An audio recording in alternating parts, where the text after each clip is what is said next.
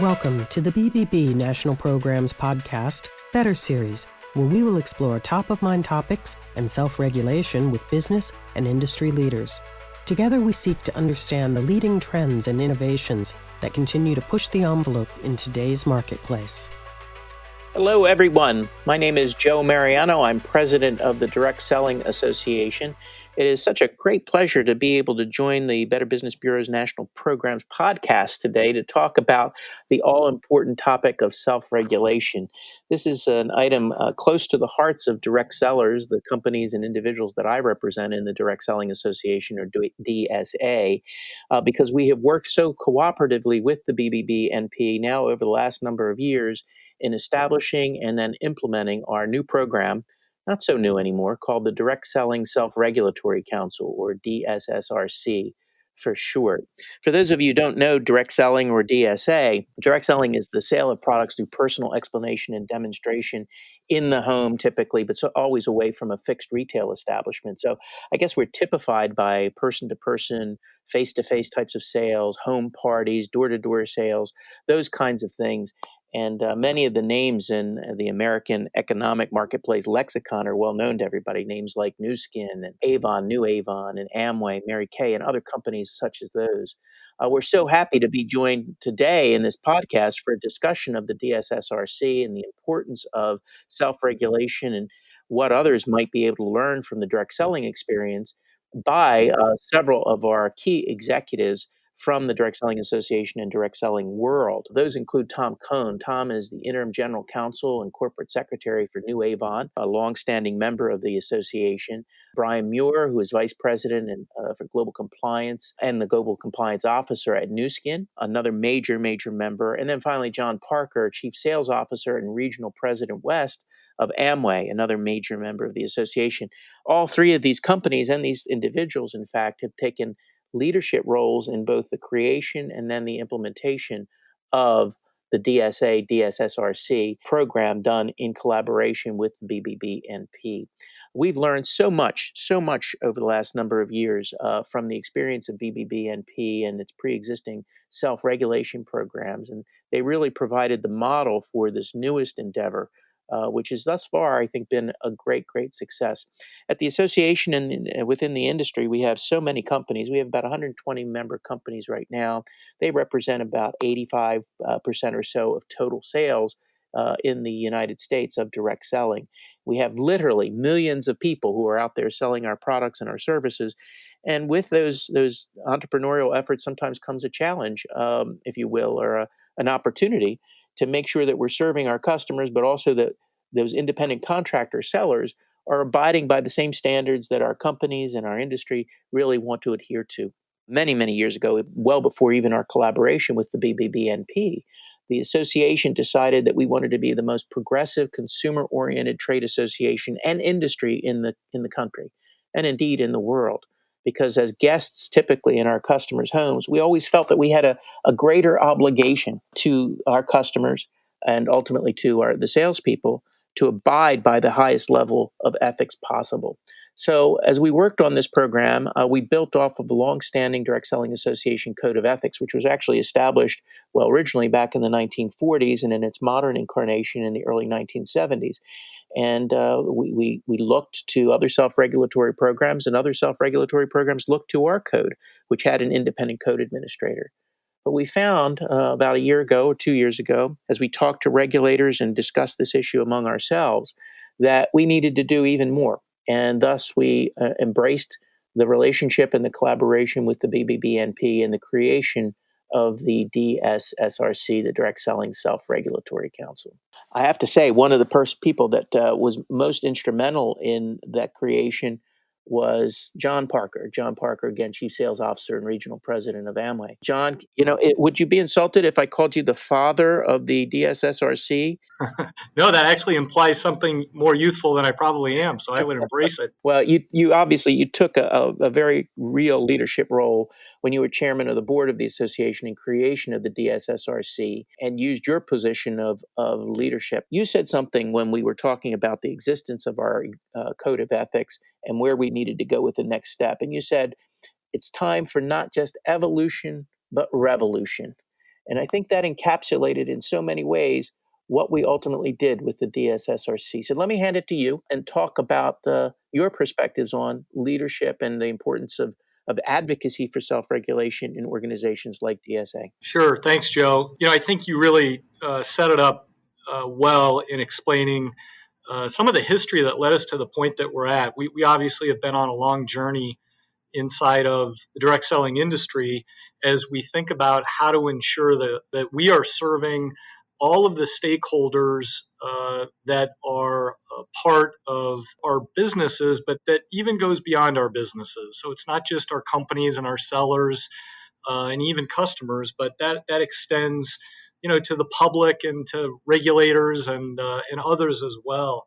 And so when we really reach that point as an executive committee and a board, really more broadly leadership in the industry, we recognized that the sort of two-layered approach that we had to self-regulation, which was companies sort of regulating themselves with their own rules and standards and training and enforcement. And then on top of that, what you articulated very well, Joe, which was sort of industry regulation via the Direct Selling Association and that code of ethics that you spoke to in our independent code administrator.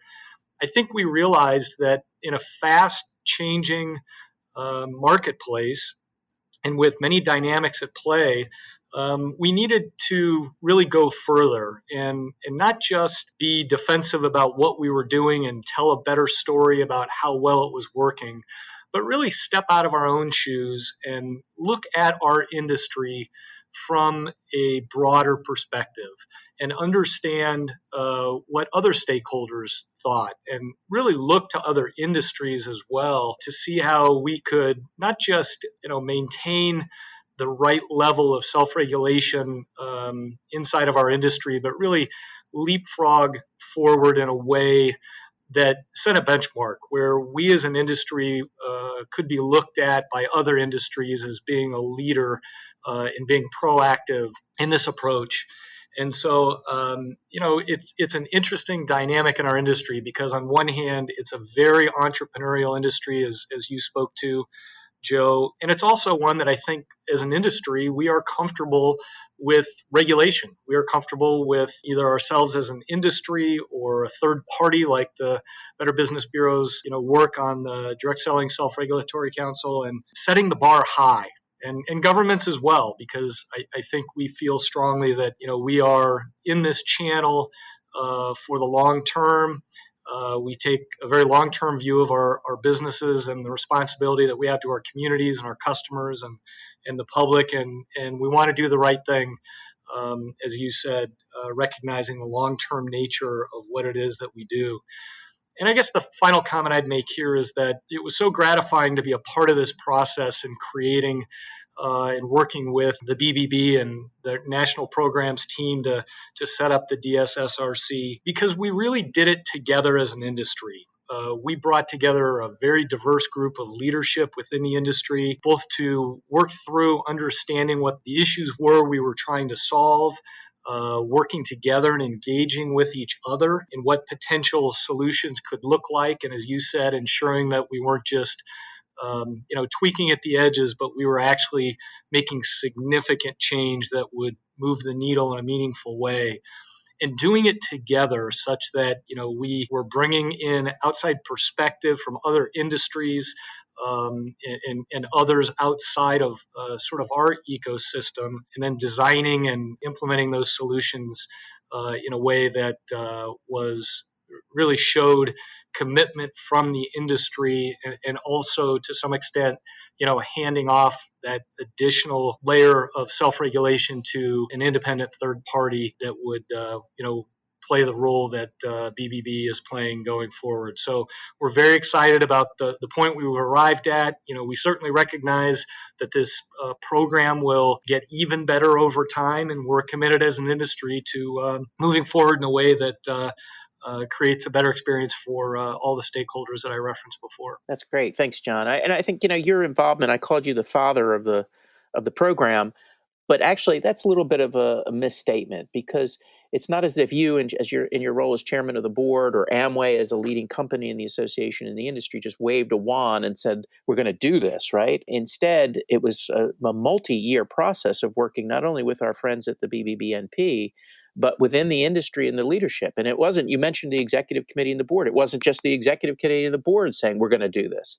It really was a matter of consensus building over a period of several years, right? Absolutely. I think this was an example of, if you want to go fast, go alone. If you want to go far, go together and build that consensus and work through it together. And you're exactly right. We had members of the board that were not on the executive committee. We had members of the executive committee, and we reached outside of that board structure as well to ensure that we were drawing in a diversity of thought and experiences and perspectives, such that the commitment and the path forward was one that we were not just committed to, but that we were passionate about the need to do it, and ensuring that we went through a process up front of identifying some kind of guiding principles that ultimately led us to the BBB national programs, recognizing that they were able to deliver against the against the outcomes we were looking for. And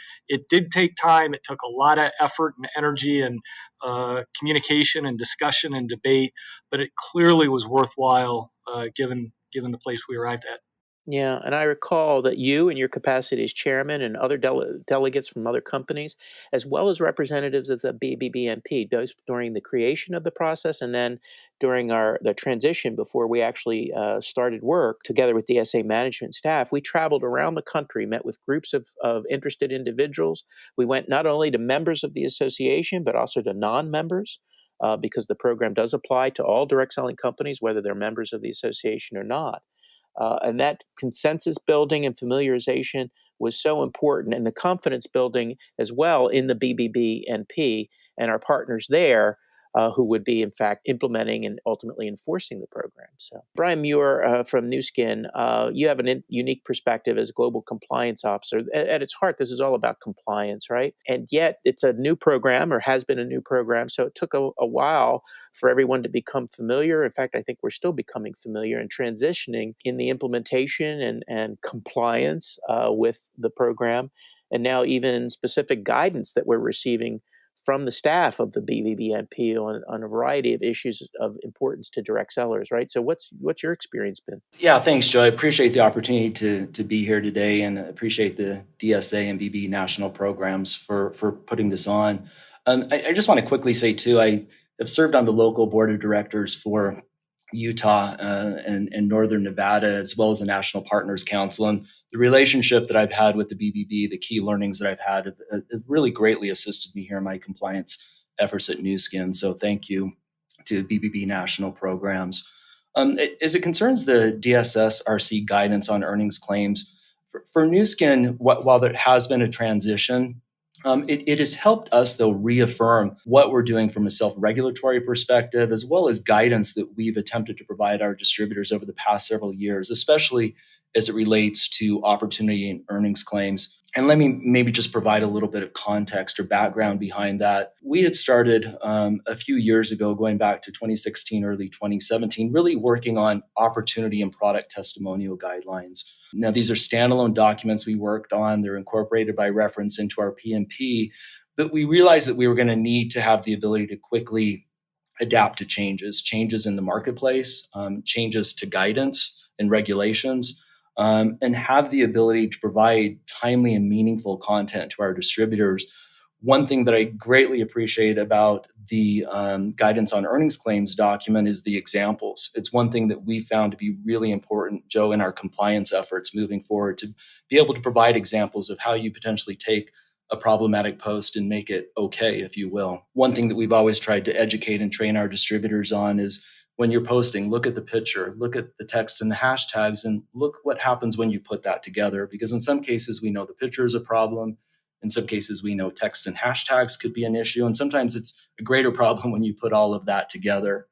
And so as we've gone back and as we're engaging in implementing the new guidance document on earnings claims, we like to be able to affirm that what we've been doing, it aligns with the guidance from the BBB, the DSSRC, the DSA, and others. And that affirmation has been important as we've moved forward into our education and training efforts into 2020.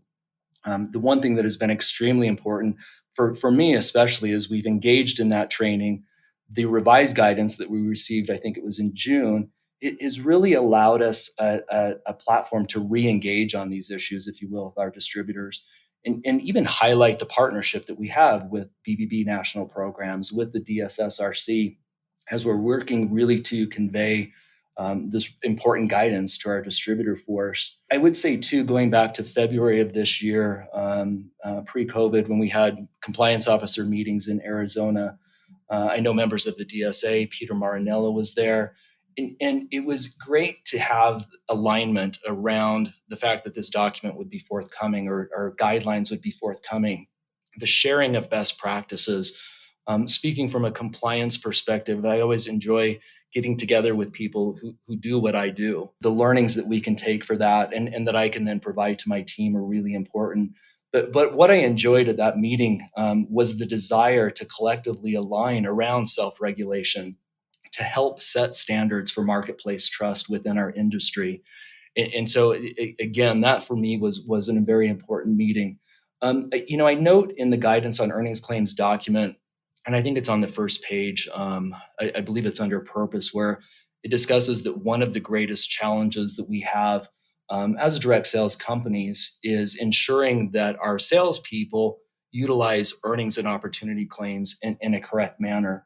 And I don't argue that in fact is often difficult, but I would also argue, and I think my team would share in my thought on this, that one of the challenges that they have is when they receive questions is, why is this company doing this, or why is this company saying this and we can't?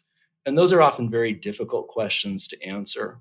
And so I think as we align around this document, as we share best practices, as we implement the guidance that we're receiving concerning earnings and opportunity claims, my hope is that as a direct selling industry, that we can continue to align around this document, that we can make real and meaningful changes, and that, again, that we can continue to set a standard for marketplace trust in our industry and beyond our industry as well. Great remarks. You mentioned Peter Marinello. Peter is, of course, the executive director of the DSSRC, longtime executive with self-regulatory programs at the BBB-MP and its predecessor. So has brought a lot of experience to that. With regard to this transition, let me ask you a question, Brian.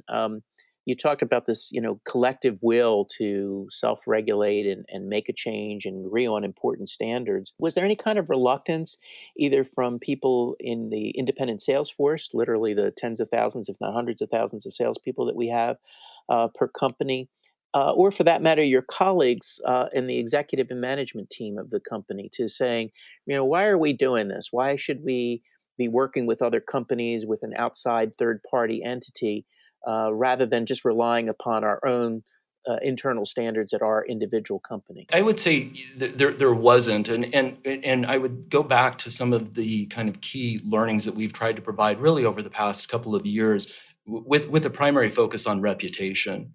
And so as we move forward, Joe, in discussing the document, implementing the document, making sure that people both, again, within the company and distributors and distributor leadership outside the company were aware of this document, we really did it with a focus on reputation, not only reputation for Nu Skin, but reputation for the industry as a whole.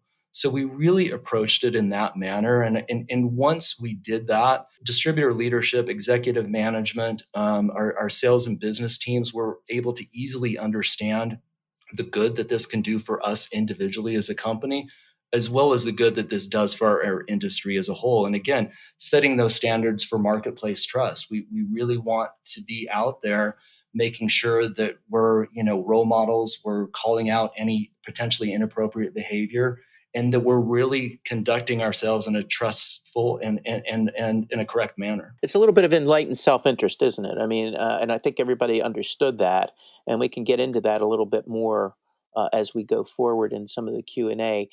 Since you focused on the guidance in this document that's been provided by the DSSRC to the entire industry, in this case about earnings representations and the things that distributors and companies can and should say, and those things that they shouldn't say about earnings, I think it's important to note, right, that the DSSRC staff Peter Marinello, his colleague Howard Smith, they reached out. And again, this wasn't something that came from on high and was just handed down ex cathedra, as they say, but instead was really an effort to reach out to companies like yours and talk about these standards to get a real world sense of what they would mean and how they could best be crafted. Isn't that right? Absolutely. That collaboration and partnership was extremely meaningful. I know for myself and my team, being able to work together, if you will, in that partnership and the collaboration and input from other companies, as John had mentioned as well, the conversations that I've had with other compliance people at other companies, that collaboration for me, again, Peter, Howard, other companies has been extremely important as we move forward with the document. And again, the transitioning and implementation that we're talking about. Well, I think, we have an advantage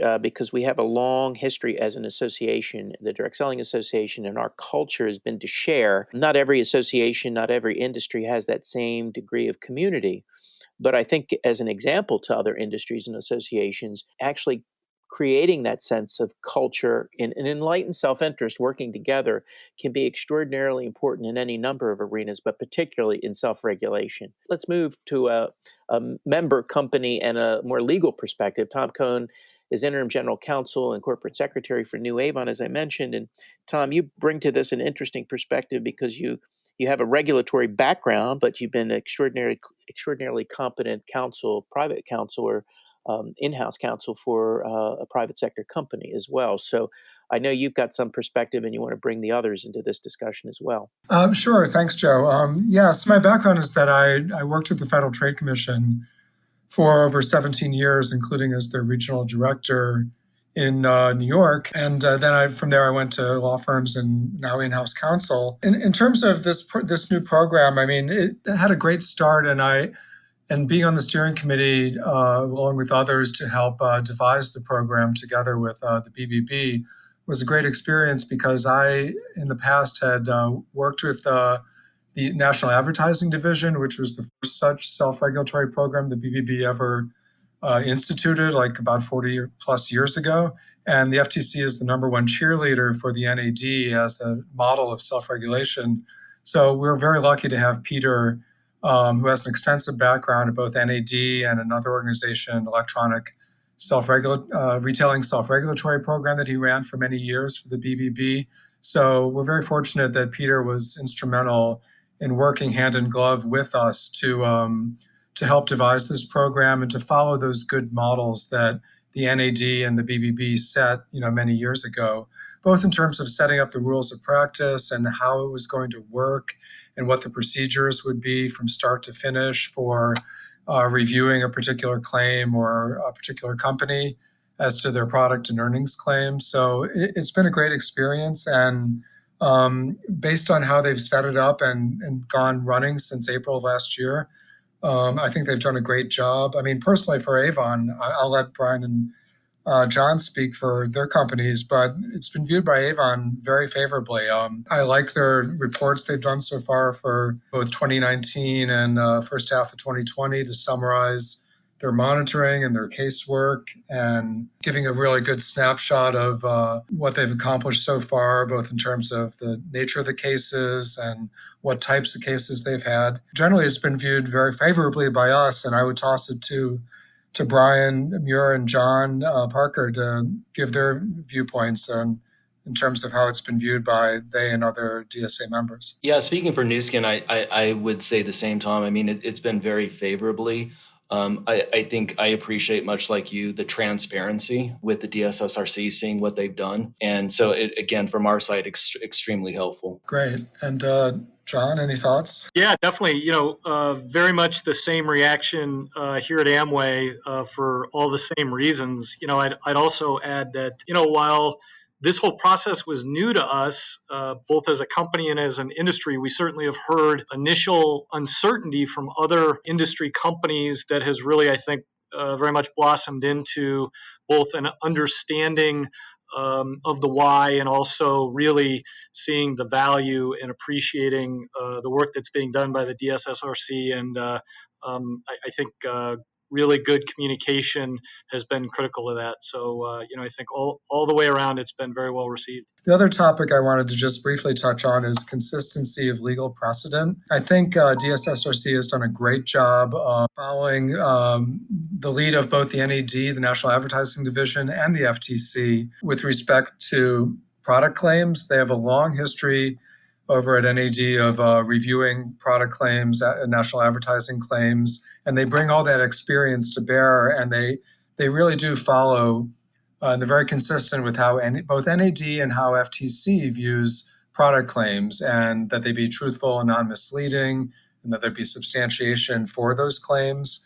And Peter has done a great job of maintaining that consistency of legal precedent. When it comes to earnings claims, they've also done a very good job on taking the FTC endorsement and testimonial guides and closely following them in terms of how earnings claims are conveyed and when atypical results are claimed expressly or by implication that the company have substantiation for what the generally expected results are, and actually disclose those generally expected result when they do have an atypical claim that could be viewed as a generally expected claim when it comes to earnings.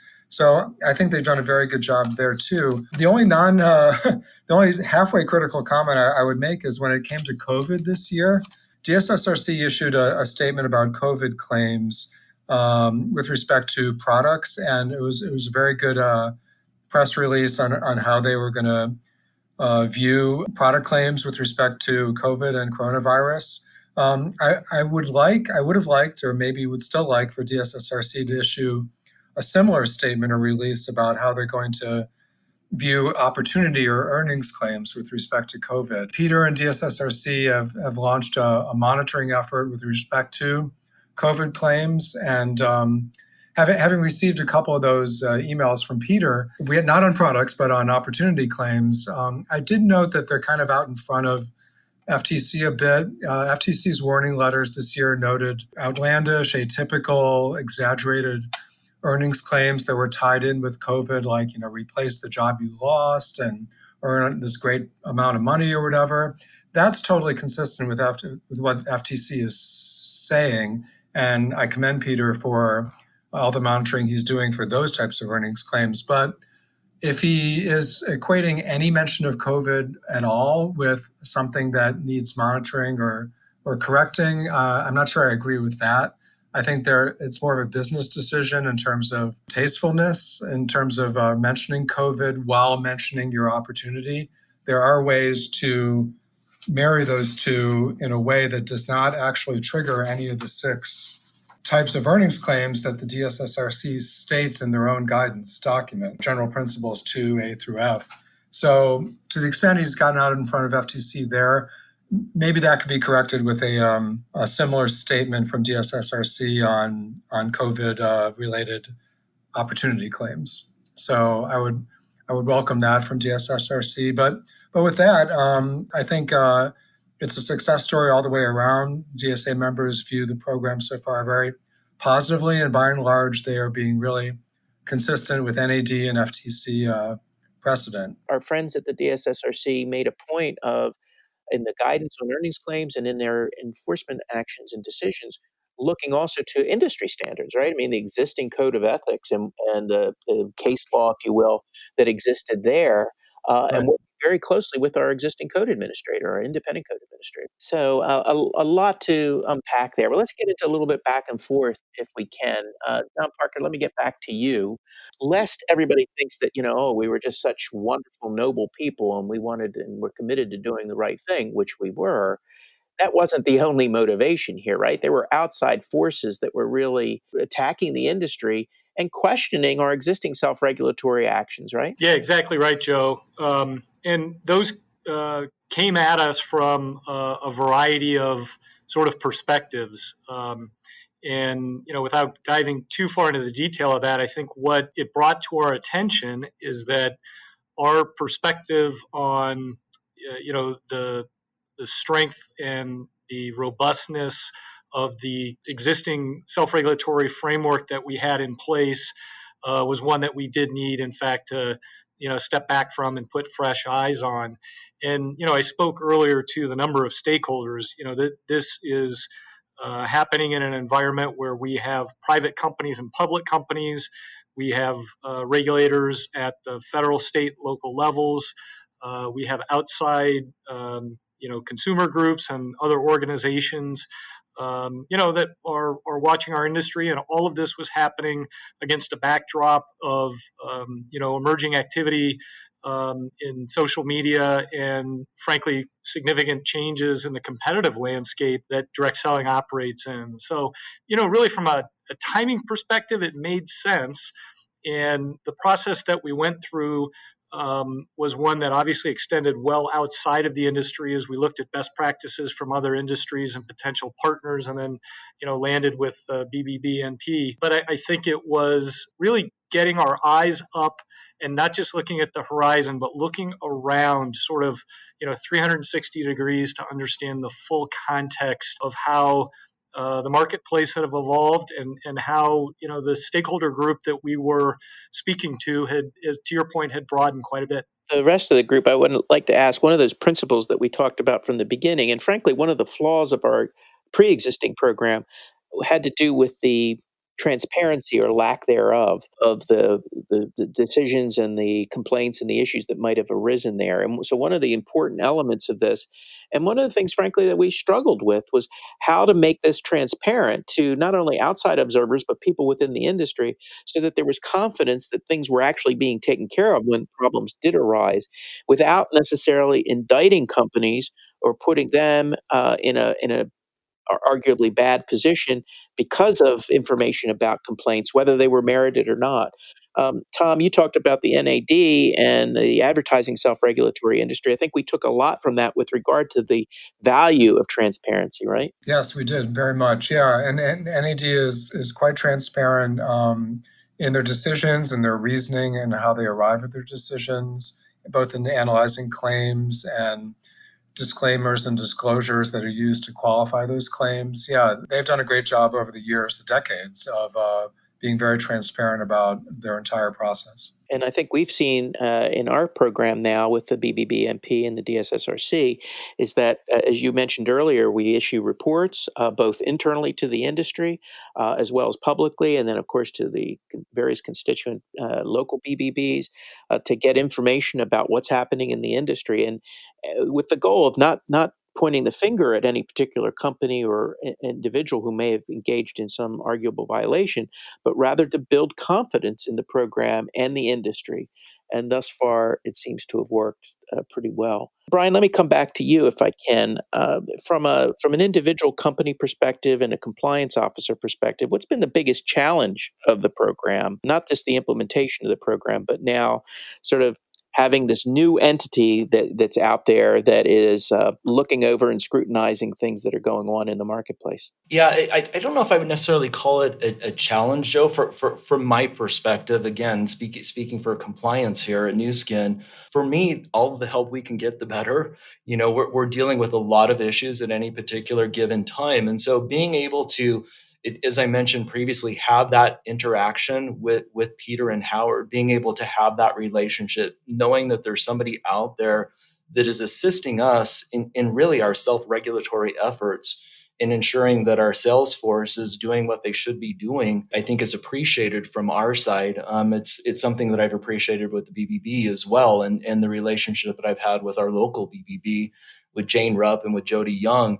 having that interaction so that if something happens, I know that I have somebody to reach out to, and I have somebody out there that's really looking out for the consumer as well as us as well, and giving us an opportunity to interact with individuals that may have concerns, or some of our salespeople that may have published or said something that they shouldn't. And so it, again, for me, I think it's been an assistance to us as we've moved forward in this. There have been challenges, if you will, and again, going back to the comment that is stated in the guidance document, one of the challenges when you have thousands of distributors is ensuring that everybody is compliant. I don't think that will change. That's a challenge that we will continue to face moving forward. But again, I go back to something I said earlier. My hope is we as we have guidance in the industry, like we're seeing from this guidance on earnings claims, is we continue to engage collectively as member companies, as a DSA, through the DSSRC, that we can help set those standards, set the standards for marketplace trust, and again, continue to better ourselves individually as companies and as an industry as a whole. John Parker, let me build on the challenge theme, not so much the challenge of implementation of the program within a company once it existed, but the challenge of actually creating this. Remember, we've got executives from other industries here. So what can they learn? What challenges did you have as the leader of this effort as we went forward in basically bringing the industry together? Really good question, Joe. I think for any of us in our roles as executives and companies, we're used to sort of hierarchy and a decision-making process that allows us to, just move faster, make decisions, and move forward. And this process is different by its very nature. It's much more about, building a common understanding of the need, and then genuinely engaging and collaborating with each other to develop the ultimate solutions. And, it takes time, and it takes, it's funny thinking about it in the context of the world we live in now, but at that point, it took getting together in rooms to have conversations and really almost workshop through potential solutions and so forth. Now we do that virtually, of course. I guess the one lesson that really was helpful and kind of resonated with me was the need to early on agree on sort of key principles that would guide our decision-making process going forward. And really that is very much about creating both a common context and understanding, the outcome and the impact we were looking to have. That then, for me, and I believe for others that were a part of the process as well, it freed us up from the need to have to push specific ideas or tactics, because in the end, it wasn't about me getting my way on a specific element of the design. Rather, it was about working together in a way that produced a solution on the back end that would work for all stakeholders and would have that impact that we were looking for in those front end principles. So it certainly required patience, and as you spoke to earlier, a time commitment. And it also took, frankly, a lot of informal conversations to bring others along more broadly in the industry, so they didn't feel like we were doing it to them, but we ensured that they felt represented inside of the group that was working on it and informed along the way. And that those trips that you described around the country, where we would both share the direction and where we were headed and listen to the input of others, was critical to, I think, that outcome and ultimately the lessons we learned in dealing with those difficulties. I think you're right. The articulation of those straightforward principles at the beginning, which gave everybody sort of a landing place from which they had confidence, was very important then as we went forward trying to develop the specifics of the program, so that everybody knew we were at least coming from the same point of view to begin the process. And it was extraordinarily helpful. One other challenge that we knew from the beginning would be a challenge is making sure that there was total industry support. In fact, the FTC has said that in any self-regulatory program, to have buy-in from the entirety of the industry, certainly the entirety of the association, is important. That reflects itself in one way in paying for the program and resources. This was not an insignificant, and is not an insignificant commitment on the part of the industry financially, right? Absolutely, and that was something that even prior to bringing a group together, to identify how we would develop the ultimate solution, it really was necessary for key leaders in the industry to step forward and say, I don't know what this will cost, but this is something we are committed to, and you can count on us and our company to be a part of that. And that was something that played out over time, and ultimately in a board meeting where literally people were stepping forward saying, I will commit X amount of dollars to this program for this period of time. And you can count on us in this process going forward. And it was, I think, that shared commitment, not just of we'll abide by, what comes out of, what became the DSSRC, but the commitment to pay for it, on top of other industry commitments inside of our organization that were significant. That was, I think, the ultimate of companies putting their money where their mouth was and really demonstrating not just that we'll go along, but that we'll lead and make it happen. Brian, you weren't party to the initial discussion that John described before when the executive committee and others got together and said, "Hey, we need to move in this direction strongly." But one of the things that I pointed out to that group at the time was, okay, this is great, but are you truly willing to do two things? To put the resources towards whatever we create, and secondly, to give up some measure of control, because your companies could in fact be on the painful end if it comes to that of some kind of remedial action or discipline or decision by the DSSRC or what became the DSSRC. Of course, to a man and a woman, they said, yes, we are willing to do both of those things. But now that we've sort of found ourselves in the middle of it, when a company does find itself on the wrong end, if you will, of this, is it painful and is it as acceptable and okay as we thought it would be? I think, again, speaking to the challenges that you had asked about a little bit earlier, I think, going through all the work that it took to get the guidelines, the collaboration, communication between companies, the commitment to the monetary aspect that was just referenced, the agreement on what the guidance would be. To me, the challenges moving forward are still going to remain. Being able to agree upon new guidance, new guidelines moving forward, making sure that we're remaining consistent in enforcement, the dedication of the monetary aspects, and realizing that as part of this process that you could potentially be caught in that web, so to speak, realizing that, again, speaking from a compliance perspective, that despite all of our efforts and all the work that we do, that we're going to probably have salespeople that may be out there doing things or saying things that they shouldn't be saying. And I think, from a transparency standpoint, again, it's important to demonstrate that, to show that the actual work is happening.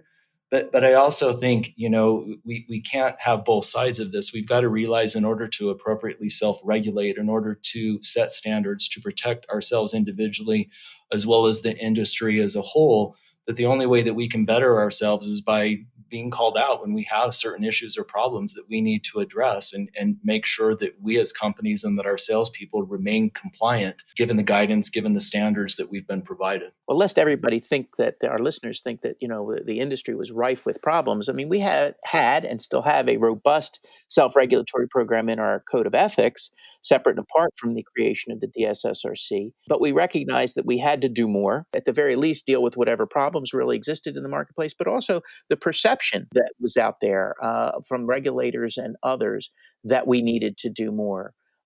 Because of the issues of transparency and the like. How do you think we've affected the perception of regulatory agencies and other observers as to whether we're serious and whether we are in fact addressing real concerns or perceived problems in direct selling?